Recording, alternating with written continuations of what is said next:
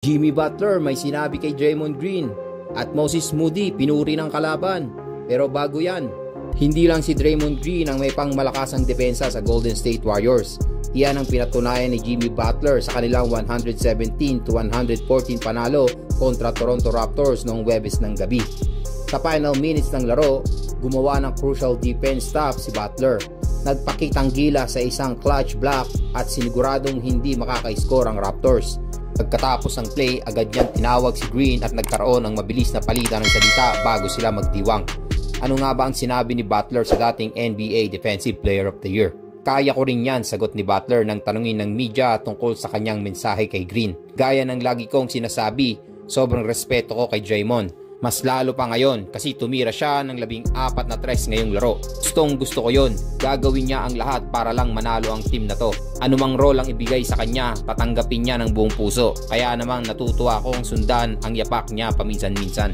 Hindi lang isang simpleng panalo ang nakuha ng Warriors.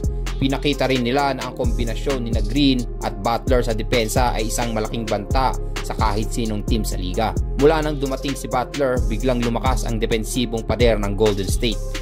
Dahilan kung bakit 6-1 na ang kanilang record sa kanilang latest homestand.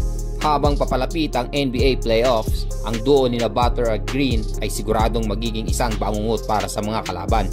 Ang kanilang grit at defensive tenacity ay nagbibigay ng kumpiyansa sa Warriors na kaya nilang makipagsabayan sa kahit anong powerhouse team.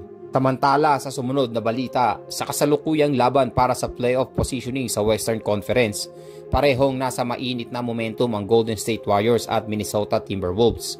Parehong galing sa mahabang winning streaks, ngunit parehong naunsyami sa parehong gabi.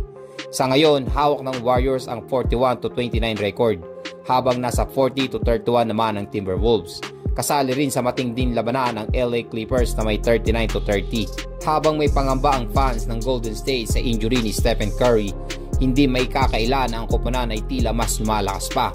At isa sa mga napapansin na dahilan ng kanilang pag-angat ay si Moses Moody.